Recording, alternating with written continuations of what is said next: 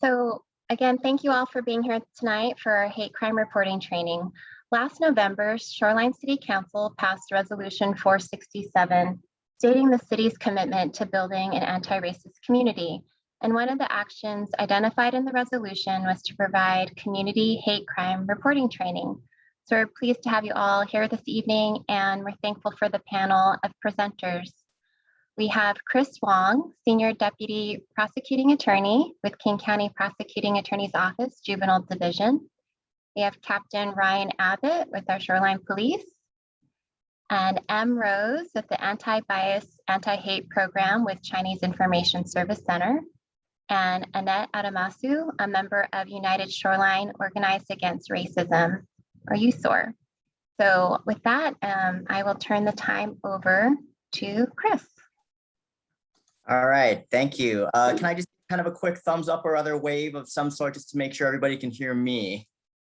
All right, fantastic. Well, good evening, folks. Very nice to see all of you. Thank you for giving up your Tuesday evening to attend this presentation. That's really great. That tells me that, you know, as we often tell jurors, you cared enough to take the time when you could have been doing anything else to come and you know, participate in a presentation like this. So just very briefly, because I know that we're on a bit of a time, you know, limit, and I will be the first to admit that I am a rambler and could talk for days about pretty much anything. My name is Chris Wong. I'm a deputy prosecuting attorney in King County. I've been with that office for just shy of 10 years now. The way the office works, we move around to different subject matter, different types of crimes. So I've, you know, sort of done the different rounds, both in adult court, and I currently sit in the juvenile division. We recently, because there was so much interest and I think concern with the way things were sort of generally going, our office did a couple of things. We went from 1 hate crime assigned prosecutor to 2. So there's 2 designated people that on top of their normal jobs are assigned to, you know, both review and prosecute those hate crimes. I'll preface that's not me. And that's important because those 2 folks, you know, in addition to their normal work, solicited, excuse me, some interest from our office. You know, prosecutors, staff members, advocates, anybody associated in the department. And it was really great to see the overwhelming response. We had about 35 people raise the hand and say, hey, if I can help, I'd like to, me being one of them. So I actually offered to chair the outreach committee. And that's what brings me here to you folks here tonight. So like I said, we're going to move that quite a bit of a clip here tonight. I do have a presentation that I would like to give, understanding that, you know, this is a very nuanced subject. Like I said, I could probably talk for days or hours about specifics about things. So take that in the spirit in that it's intended to try to provide, hopefully, an overview, identify some of the things that are maybe not so obvious between, as we lawyers often realize, sort of what something looks like and what something feels like versus kind of the analysis and things like that that we as lawyers, and I'm sure Captain Abbott will touch on, law enforcement also looks for. Because some of those things I think and hope as we develop dialogue and we learn to build community as to what everybody is looking for, that helps, again, on both sides. Folks know kind of what to look out for and also how to help report, which again helps us to develop and prosecute these cases ultimately. All right, so here's going to be the moment of truth where I see if I can properly load this PowerPoint. All right, let's see. I need to share my screen and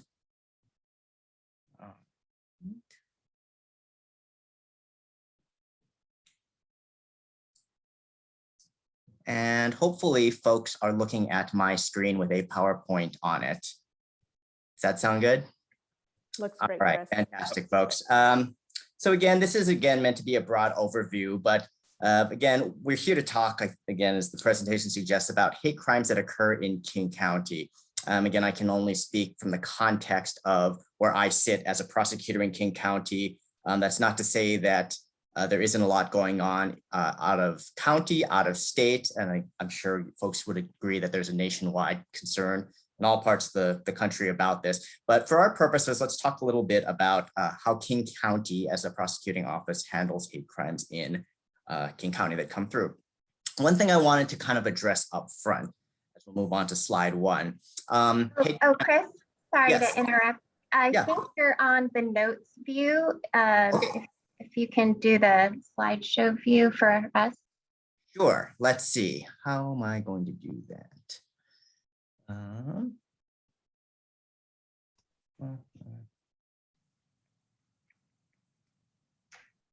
Maybe if you in the slideshow and then try again. Sure. That button at the top. And then there's at the very red line at the very top, there's a rectangle with a triangle on it towards the left. Oh, to the left. Yep. Yeah. Probably this. Oh, never mind. Nope. Not working. Go back to the settings and there should be a, what kind of view? No, like end it and go back to the menu. Yeah. So look at view, click view, see slideshow, review, Yep. view. And it's on normal. Go to slideshow again. Do I need to present online maybe? See on the right, the little check mark, it says use presenter view. Take that off, kind of over to the right further. Mhm. There's a check down. There's a check mark right below that where it says use presenter view. Oh, okay. I see. Yeah. Take that off and then that should work. All right. How about that? Yep, good. Very All right. good. Thank you. As you can tell, this is not my forte of PowerPointing. All right. So sorry, redo. All right. So we're talking about hate crimes in King County. So I think the first question is, what is a hate crime? And this is usually a good opportunity where I address something that maybe is not super obvious to folks. The law recently, so this type of crime has always existed for quite a bit of time. Both here in Washington as well as other places. It used to be called something else. It used to be called malicious harassment. Again, I say that just sort of for educational purposes. If folks were to, for example, poll old cases or look through history and go, whoa, I don't seem to see any hate crimes. Did we not prosecute those back then? It's just the way the crime was called that was just named by the legislature as malicious harassment. Within the past 2 years, it was relabeled. Essentially, it's the same crime, it's committed the same way, but in my opinion, it was more genuinely calling it what it is, which I think is important. It is a hate crime, and it is now filed as a hate crime. But if you hear reference to hate crime versus malicious harassment, again, legally, we're referring to the same thing here. So what does that mean? And not to bore folks with the law, you may see there RCW. RCW is Revised Code of Washington. That's just kind of how we catalog the law, as opposed to other different types of statutes. But if folks are interested, you can fairly easily Google RCW 9A.36.080 as it says there. I won't, again, bore you with the fact that it is very lengthy. I believe when I printed it earlier today on paper, it goes on for a page and a half. And again, there's all sorts of little subsections there, which is true of basically almost all of the law. It's very confusing. So to kind of break it down though, for a lay person, when we refer to a hate crime in the legal sense, because I think language is really important when we're talking about hate crimes in the legal sense versus inappropriate or hateful things that people are doing. As we got our conversation, what is the legal definition of a hate crime? So as you can see here, starting at the bottom, there's really kind of 3 main categories that a hate crime usually breaks down to. Most obviously, causes physical injury. Again, that's a polite way of saying somebody hurt somebody else. Usually that's some sort of assault, either with fists or kicking or a weapon or something like that. Something that maybe is not as obvious. Spitting does count. Spitting, because of the biohazard nature, that is legally an assault. Whether it's a hate crime or not, again, that aside, when we're talking about physical injury, those types of things do qualify. Your second category being damage or destruction of property. Again, that's fairly self-explanatory as to what that means. And then third, we're usually talking about threats toward a group of people or members of a group. That's not as obvious as it sounds. Threat is a legal thing relative to what we consider in kind of the lay sense. There's all sorts of various analyses which go not only to hate crimes, but also non-hate crimes as to what constitutes a legal threat. A lot of it having to do with reasonableness of the threat, ability to carry it out, reasonableness of the fear, things like that. And again, that's true generally of threats, not only hate crime specific. But why is that important? Because not only do we have one of these three things, which are crimes in and of themselves, there's this now added layer, which makes it a hate crime. So that's where that middle portion becomes really important. You can see there where a person maliciously and intentionally commits one of the following acts because of his or her perception of the victim's race, religion, sexual orientation, disability. Again, I wrote etc. because there is quite an exhaustive list as to what parameters that falls into. So here's the part where I think is maybe not as obvious when we think about how things make us feel versus what legally is I, the state, required to prove beyond a reasonable doubt if I were to prove a hate crime. I'd ask you to focus on the word specifically, maliciously and intentionally. Again, that's really kind of tricky sometimes to prove. It's somewhat easier said than done in terms of how do we prove that somebody is doing this maliciously and intentionally. And then sort of the $1 million problem, which is what makes hate crimes in general challenging, not impossible, but very challenging to prove, is the part where it says because of his or her perception. So now that doesn't exist in many crimes. Really what that means is motive. At the hate crime, we do have to prove beyond a reasonable doubt the motive of the defendant or the perpetrator in this case. Again, let's take some basic examples, taking hate crimes out of it. One can intentionally punch somebody just because they don't like them, right? But how do we take that extra step and prove that the motive is because of their perception of the victim's race, religion, sexual orientation? Again, the protected class, if you will. And that's usually the problem. Some of the more obvious examples we're talking about are when they're saying something explicitly to that effect. But when we don't have that, because most criminals aren't announcing, for the most part, why they're committing a crime, just if you could accept that general premise, we sometimes will need to use other evidence to establish that, again, needing to prove the motive, which is not true of many crimes. So I want to highlight that that is usually the sticking point when we're talking about these crimes in a legal sense. Let's move forward. All right, some common hate crime issues. And again, this just somewhat comes from experience in the office, looking at, as best we can, trends, patterns, things like that, about what make hate crimes challenging to prove and prosecute and file. Again, different considerations along the way. I think we would all acknowledge that for the most part, the persons who are the victims are usually vulnerable. And again, that's a very broad term, but again, usually these are marginalized communities. Sometimes, as we've identified, language is a heavy barrier. Fear, immigration status sometimes comes into play. Not knowing who to turn to, not knowing if their own safety is implicated when somebody is already willing to make these types of moves toward them or commit crimes toward them. So I would say almost all of the cases, inherently the victim is vulnerable. Again, that doesn't make it better or worse. That is just a fact. And one of the things that we do acknowledge and do our best to work around in order to try to prove up these cases.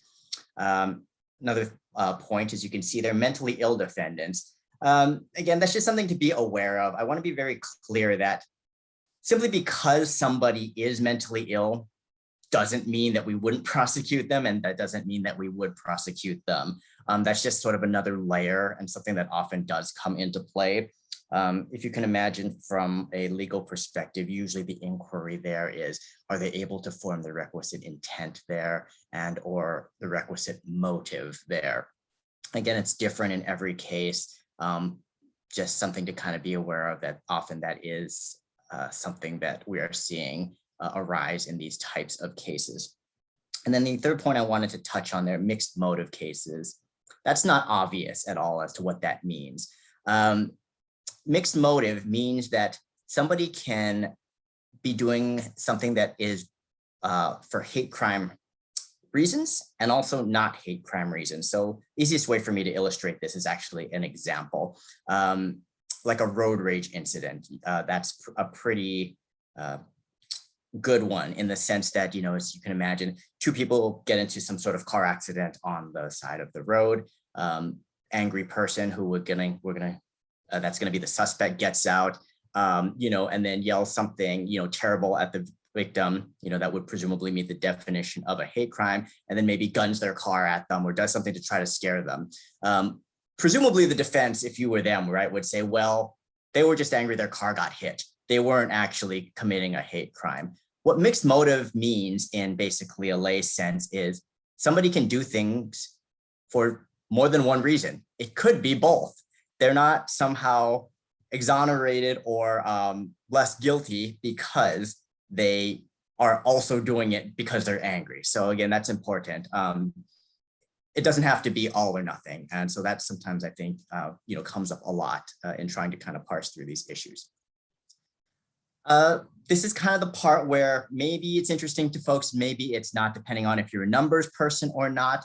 We're going to talk very quickly about stats. Now, what's tricky, I do want to preface with this portion about statistics, is that statistics are very hard to gather from our prosecution perspective for these types of cases. This is one of the reasons that we are really committed to doing outreach to try to raise both awareness and raise the ability to collect data, which gives us hopefully a better accuracy.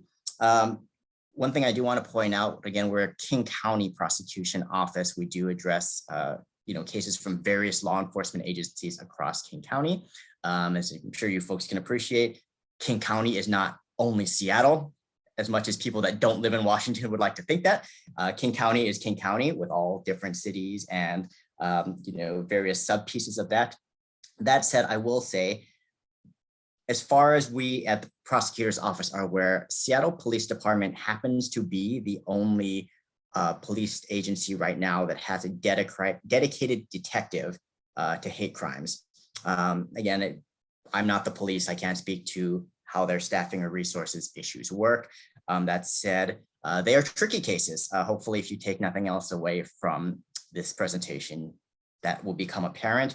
And so sometimes just by sheer nature of something being unfamiliar, I think that sometimes makes it difficult to build some of these cases, simply just to know kind of what questions to ask, things like that, which again is a lot of why we're committed to try to figure this out. We are doing various trainings with the various law enforcement agencies across King County, much like we're doing with you folks, to help train as many officers as we can to identify these things, to know the right questions to ask, to know what they're looking for, because as you can imagine, most victims aren't going to know what the officer's looking for or what to say in order to, you know, put this in the bucket of a potential hate crime versus not.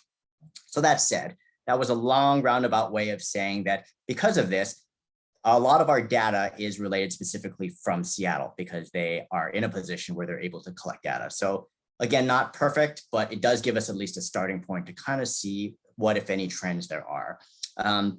Bias totals by year, again, this being from last year, you can see at the top there, really what that's trying to illustrate is reported incidents, again, not specifically hate crimes. We'll talk a little bit about nuance in a second, but these are reported incidents where there appears to be some claim of bias, which could lead potentially toward that direction.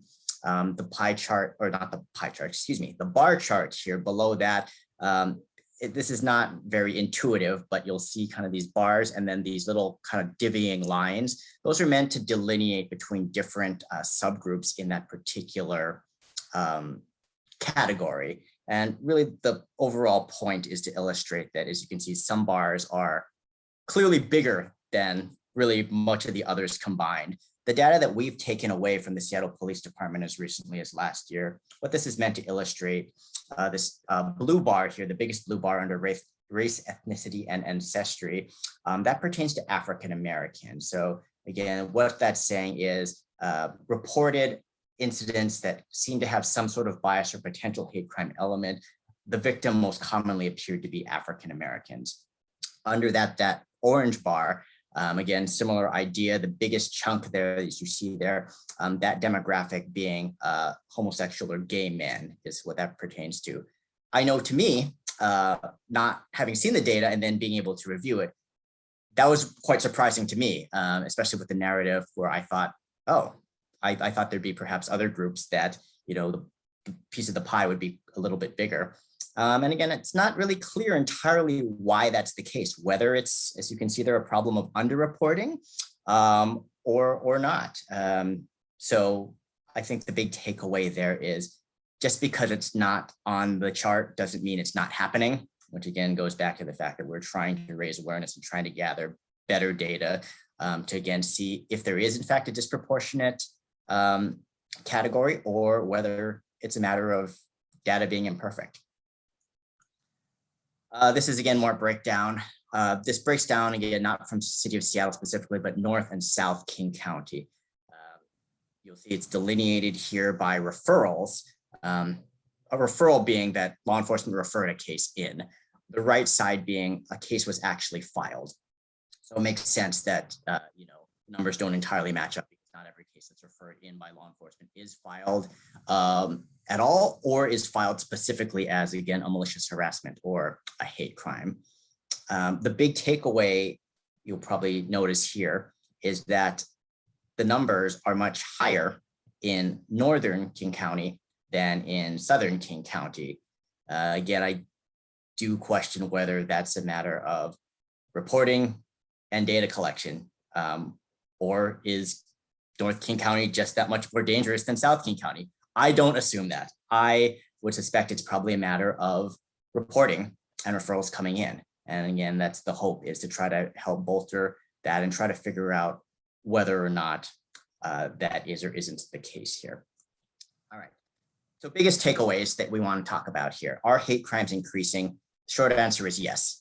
Across the years since 2012, when we're documenting forward, yes. Overall, hate crimes are on the rise. That is a true statement, as you can see from the bar chart there.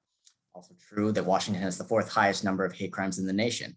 I tried to check my own bias when I saw that, thinking, how could that be when we look at certain perceptions, at least of different states, but that's what the data is telling us. And again, majority of hate crimes in Washington occur in Seattle, bearing in mind with the asterisk that the Seattle people are the ones where we're able to collect the most specific data on. So again, it'd be interesting to know whether or not that is or isn't the case, which again comes back to us being able to better track these things. Important point that we're going to talk about now, as you can see here, those 3 kind of colored dots: non-criminal bias incidents, crimes with biased elements, and then malicious harassment, also known again as a hate crime. So this is where I do want to devote a bit of time, again, understanding that I want to keep us moving along, because I think this is the part where it's easy to get tripped up as a non-legal person versus a legal person. Because it took me, and quite frankly, quite a bit of time to kind of parse this out. Because from a victim or a community perspective, when something bad happens, it gets reported. We don't expect, and in fact, don't want you to try to sit there in your own mind and do some analysis about, well, which is this? Is it worth reporting?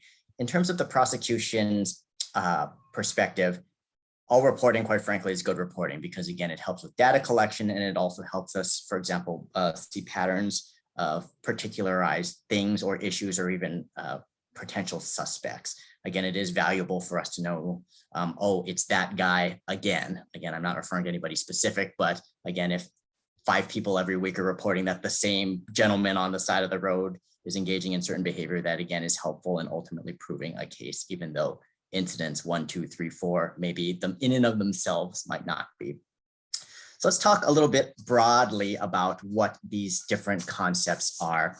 So you folks will get a handout at the end of this, which will spell this out and you can kind of parse through it on your own. But basically, the big takeaway is that these are 3 kind of distinct concepts. One is not worse or better than the other. These are just kind of how legally we delineate certain types of things.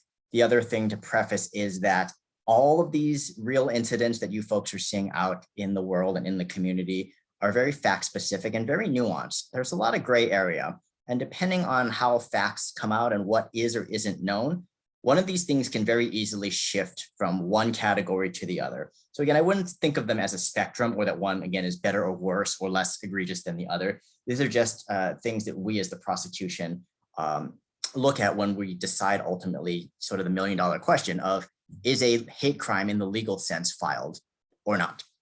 So let's start with a non-criminal bias incident.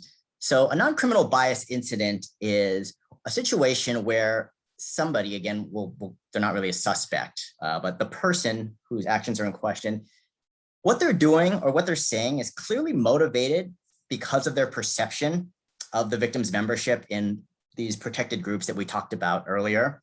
So, for example, making an inappropriate joke, giving a dirty look towards somebody that fits that category, wearing an offensive outfit in a situation where clearly it would offend somebody, yelling something offensive at them, maybe driving by or out the window, something like that, without more. That is what we would call a non-criminal bias incident. So again, it's usually, think of it as something that is offensive and appears hateful, quite frankly, but in and of itself is not a crime. Again, we're going to talk back to that first slide. Was there physical injury? Was there actually a threat, as opposed to just being understanding that it's over the line, rude, or was something actually damaged or broken? So really that's the differential when we're talking about non-criminal bias incidents. Again, as the name suggests, it's an incident that's motivated by bias, but is the ultimate action criminal and can it be prosecuted in the criminal sense? The answer to that being no. Then we move to a crime with bias elements. Usually these are the tricky ones in the sense that, in this case, a crime was committed. Again, we'll refer back to that original example. Somebody usually probably got hurt or something got damaged or somebody was blatantly threatened. That usually brings us to the question of, are we as the prosecution able to prove the motive? Is that why they committed the crime beyond a reasonable doubt? You maybe have heard that legal standard. That's true of all criminal cases, regardless of what type of crime it is, goes all the way from, again, trespassing all the way up to murder and everything in between. But usually that's the tricky part, in that there usually in these situations appear to probably be indicia of bias elements. The question is, are we able to establish that beyond a reasonable doubt? So usually that's where the trip up comes in terms of proving that. Then, of course, there's crimes with no bias elements at all.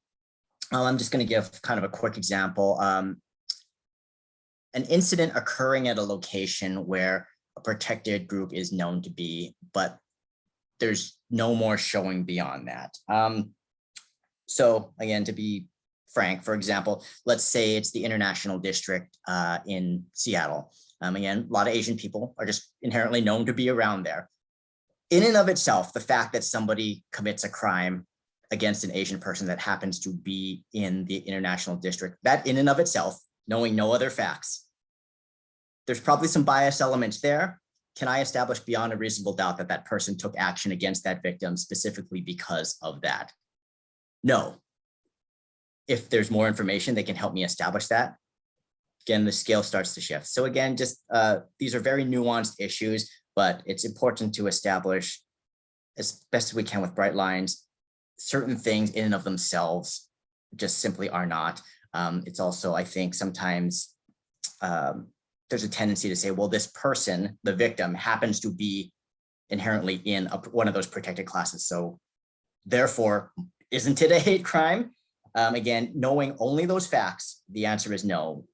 The fact that a victim happens to be one of these classes, or even the fact that a suspect thinks they are, that in and of itself does not make it a hate crime.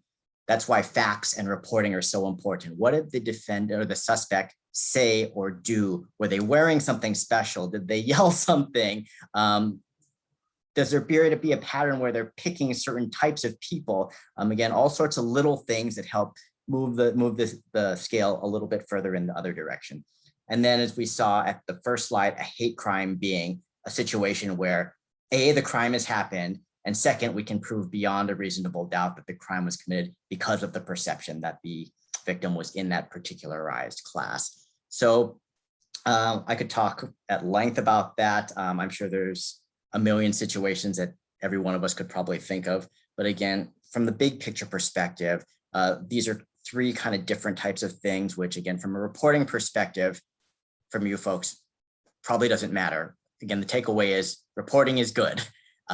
We can try to build cases and ask for more information, but unless there's a starting point, we sometimes don't know. Another nuance that I do want to call out is that a lot of times the crime, the sort of inherent crime that we're talking about, a lot of times that's a misdemeanor crime that because it becomes what we'll say elevated or to a hate crime. Hate crimes are felonies. Again, a felony, for folks that don't know, is worse than a misdemeanor. If a crime is reported in without the hate crime aspect, and there's kind of not the right pieces there to establish that it potentially could be a hate crime, again, it's nobody's fault, but I think due to not knowing kind of what to look for, sometimes those cases get referred in as misdemeanors, which then go to kind of the city courts. They never come to my office, which prosecutes felonies. And again, it's nobody's fault, but that's why we raise awareness in the sense that sometimes we don't know, even from the victim's perspective, saying, well, I referred this case in. If it never came in as a hate crime, meaning a felony, it maybe went to a completely different agency. So again, we're trying to improve communication so that doesn't happen. It's hard for us to answer something that we never saw. The other thing to kind of think about sometimes when on the other end of the spectrum, why it wasn't a hate crime filed. A hate crime is what's called a Class C felony. It's not better or worse, but in the spectrum of crimes, A is the worst, B is the next worst, and then C is the lowest of the felonies. Sometimes we have a better crime than a hate crime, and I say better, please take that in the spirit it's in which it's intended, but sometimes we have a more severe crime we can charge than the hate crime.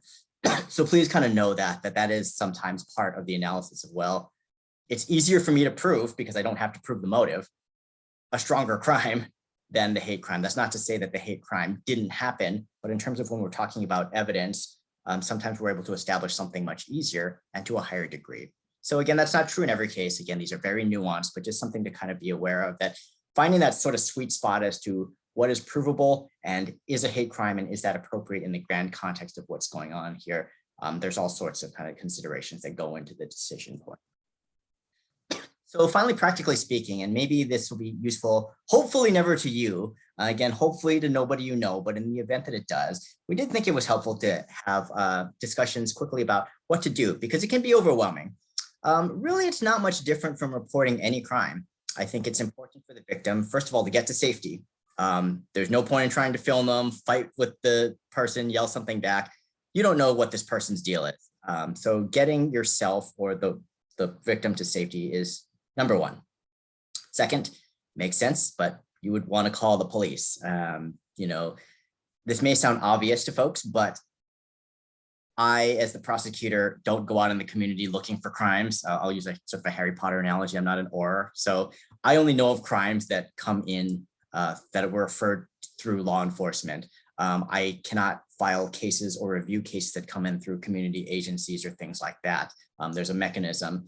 So like 911 needs to be consulted and a report needs to be taken for us to take any sort of criminal action. Until there's a police report generated, there's no possibility of a case then moving forward. It's important to know that 911 does have the ability to connect with interpreters. It's not the cleanest process, but again, it is available. So understanding that language barriers are very common in those cases, that should not dissuade a person from seeking to call police for help. Number four, again, this goes back to the nuance. A lot of times it's very easy for folks to just say the bare minimum, especially again, considering fear, language barriers, all sorts of other considerations, distrust of law enforcement, for example. But again, it's a very different scenario to say, well, this guy said something mean to me and shoved me, versus, something more specific, understanding, well, this guy wearing a very racist shirt came up to me, told me that I need to go back to my own country, then, pushed me and said, how do you like that? And then, got into his car, which had all sorts of, Confederate flags on it or something like that. Again, not something that it's super obvious to just volunteer, but things that as the investigation flushes out, it helps, again, law enforcement know let's follow up on that question, because if they don't know, they're going to go, okay, somebody got shoved. It looks like an assault to me. So again, it's really important to try to open the lines of communication and just be aware of those things. And then finally, police it's helpful if they can identify anybody else that saw it. A lot of these things do happen in public. Something that's not on here, but I do want to say sometimes there is a tendency to say, well, it was last week, it's already passed, it's late reporting. Okay. I've gotten over it, or maybe I didn't, but so much time has passed. Nobody cares. I want to correct that. Any reporting is good reporting. Late reporting is okay.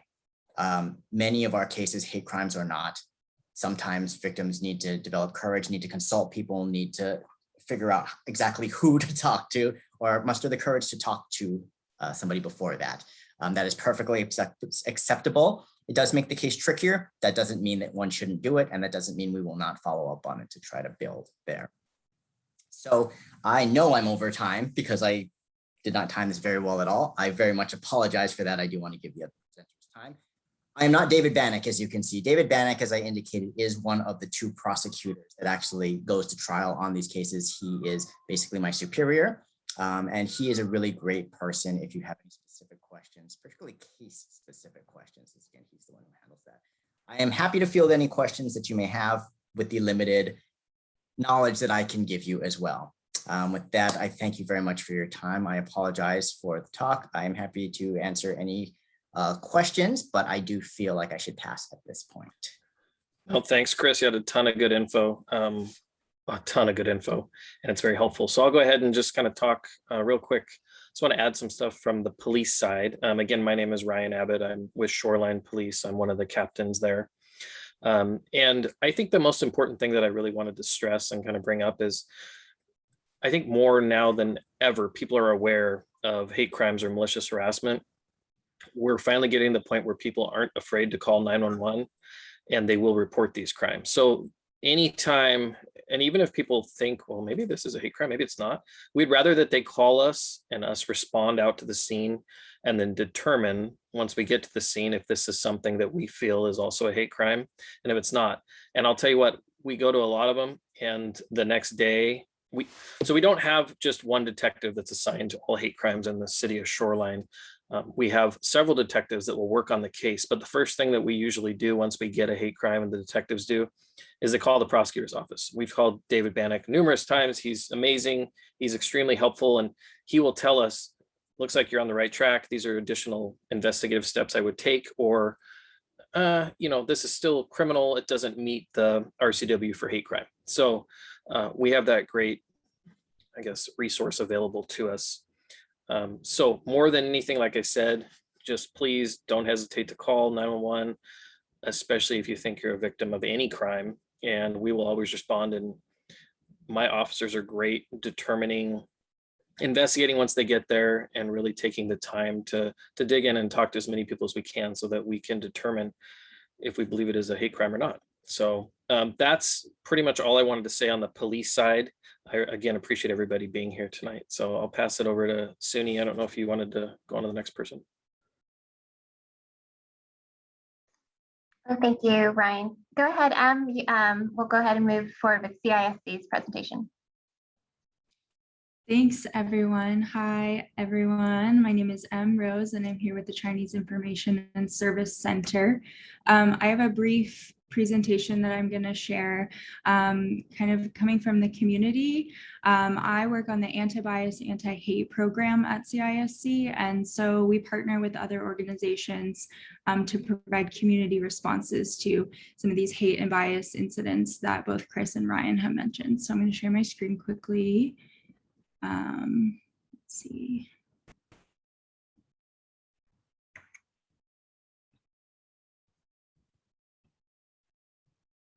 Okay, I hope this is working for everyone.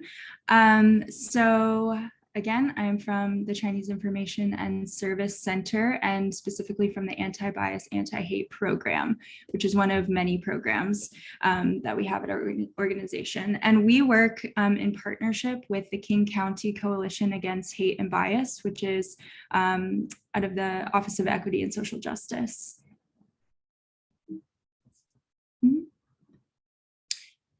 So when we're talking about hate and bias incidents, we know that this is affecting all communities across Seattle and beyond.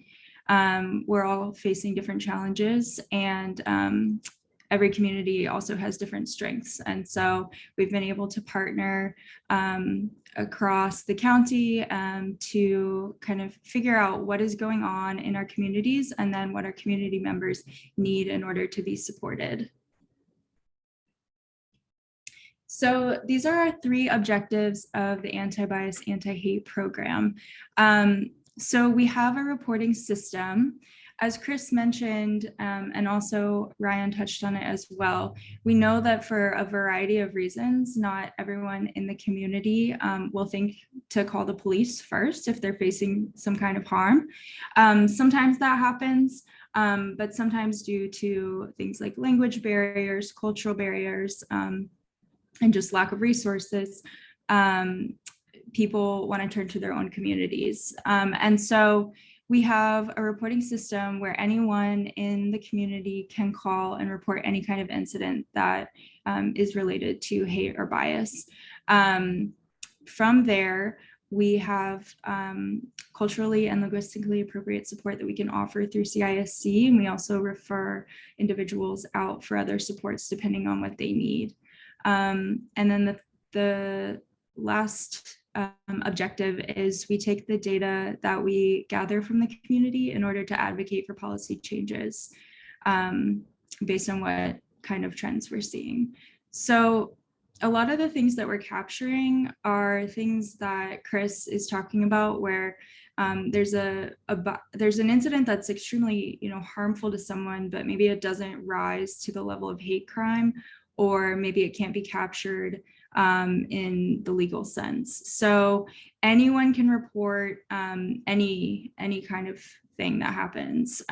Someone on the street says something harmful, and you don't know who the person is. It just happens, kind of randomly. You can call. There's no limit to anything that you can report, and then we support from there. Let's see. So we're community led. This is an example of one of our flyers. We have these in multiple languages, but this is just English. So we're community led, 100% confidential and anonymous.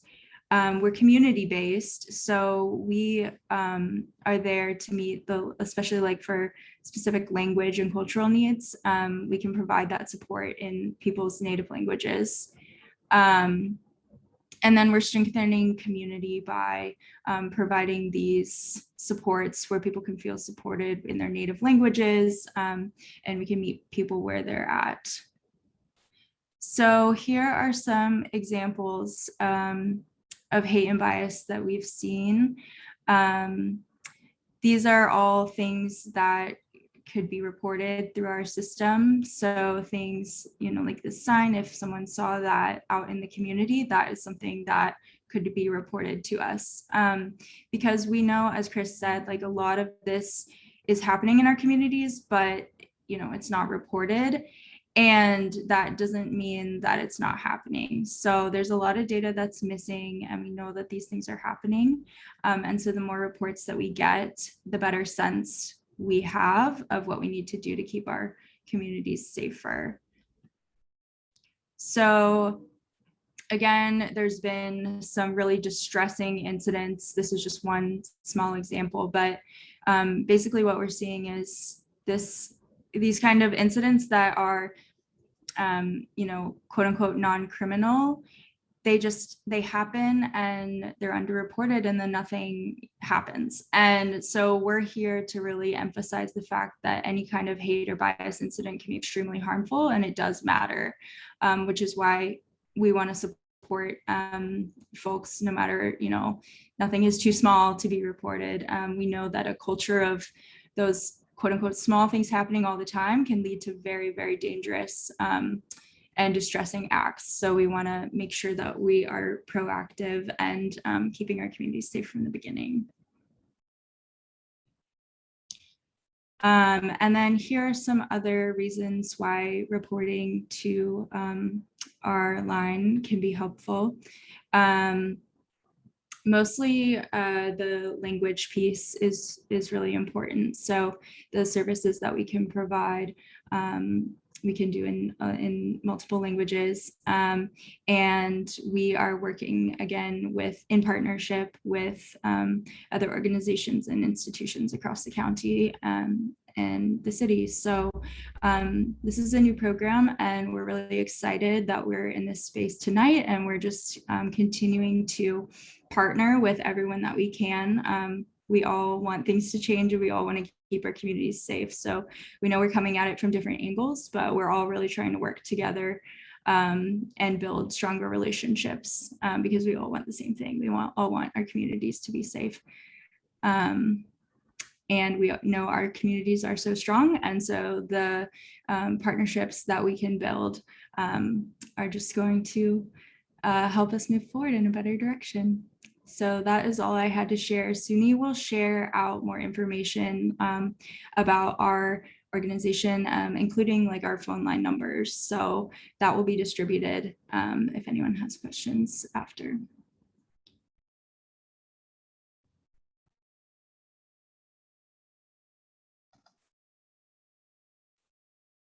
All right, thank you so much, Em. And now we have Annette with USOAR.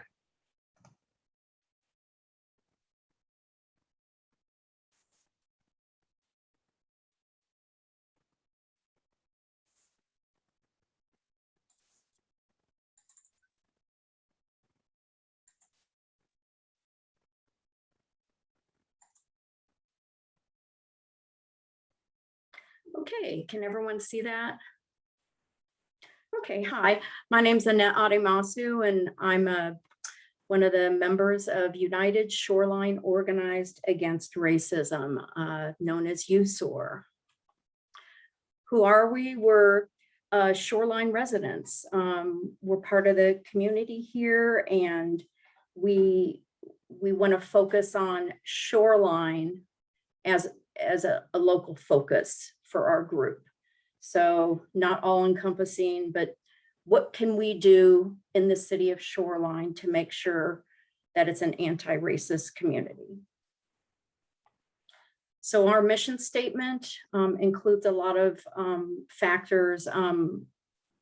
One really important one, I think, is we want to ensure that the city of Shoreline, both government and community, have equitable processes for their policies, procedures, and practices, restorative justice issues, community care. We want to center BIPOC voices, all part of dismantling systemic racism. If you want to join us for supporting BLM, we do have people supporting BLM on the corner. I believe it's every Monday. We have a website listed here. I have it listed again at the end if you want to contact us and get involved. We have links to anti-racism resources, housing resources, policing data.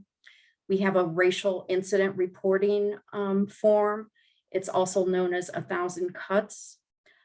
Coming soon, we're going to have a directory of Black-owned businesses in Shoreline. Some things we've done so far is we've had a couple of meetings with Chief Ledford here with City of Shoreline Police. We dialogued about the use of force, how these incidents can be prevented, look at it as a prevention side. The chief shared with us a lot of techniques they're using, including de-escalation techniques, other ways, like in the stores, things they do with store owners to kind of prevent things from happening.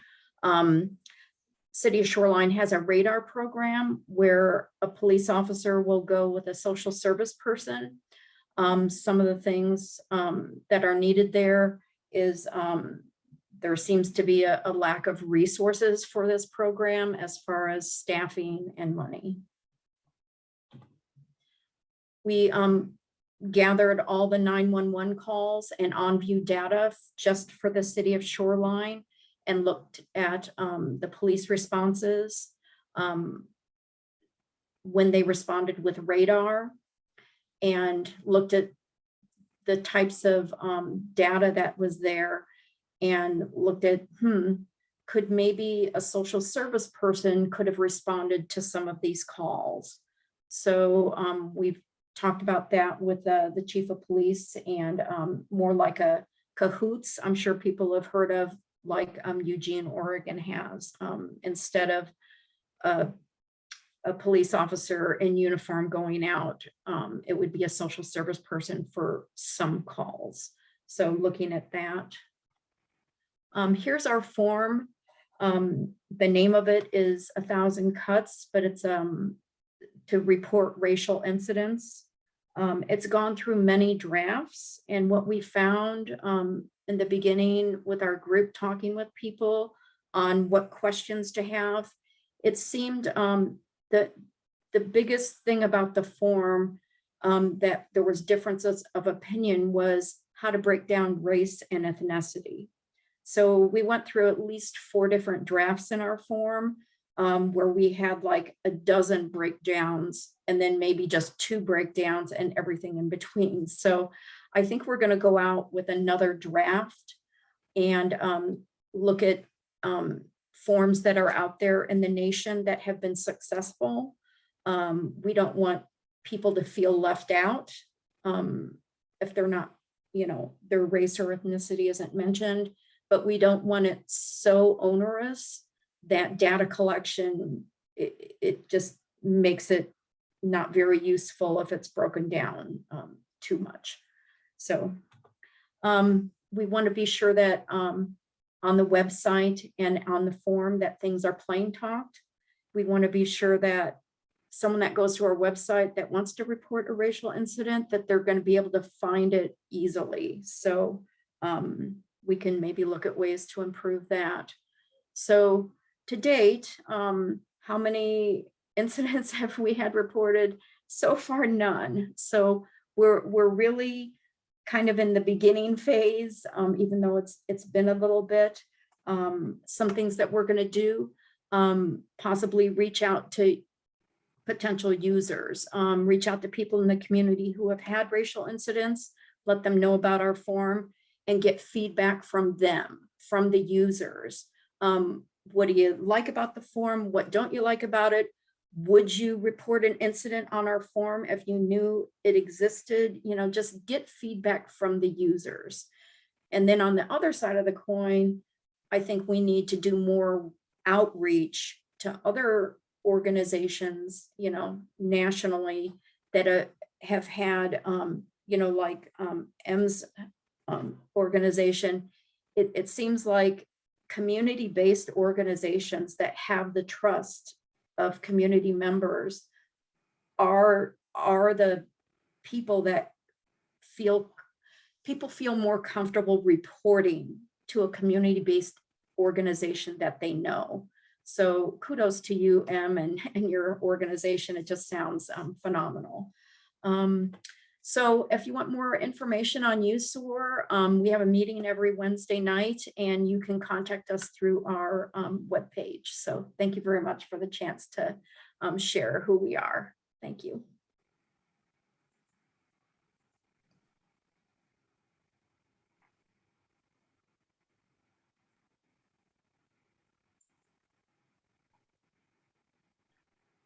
All right, thank you, Annette.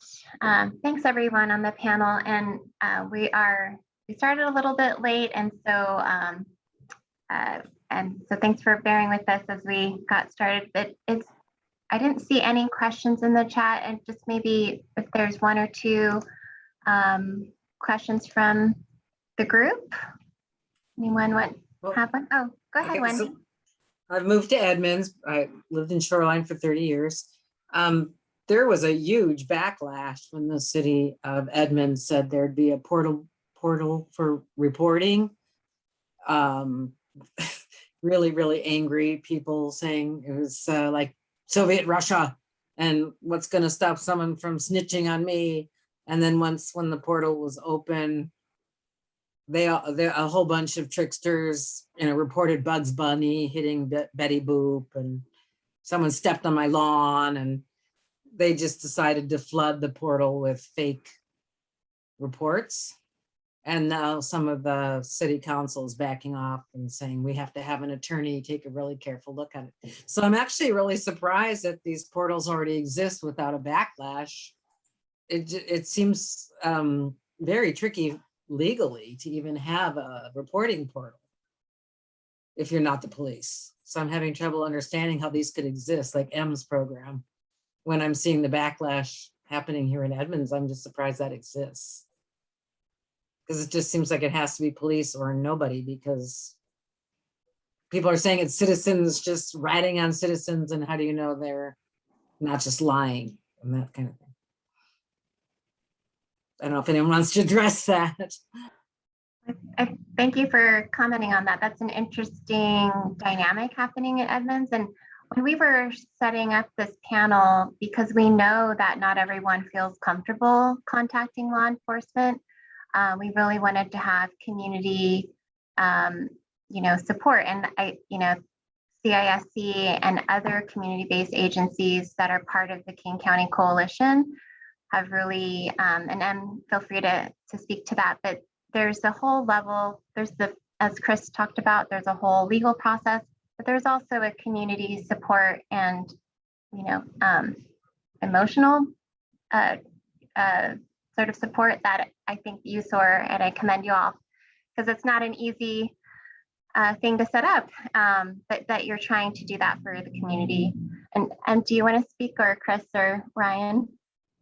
Yeah, I can jump in. I think what we're really seeing is like communities really stepping up, and people stepping up really from all sectors to address this issue, because it's such a huge issue, and we know that it's affecting so many different communities all the time and so differently, and we're all kind of facing different challenges. And so I think it really just shows like so many different people just trying to do something. It's a huge issue, and it can't be done in silos.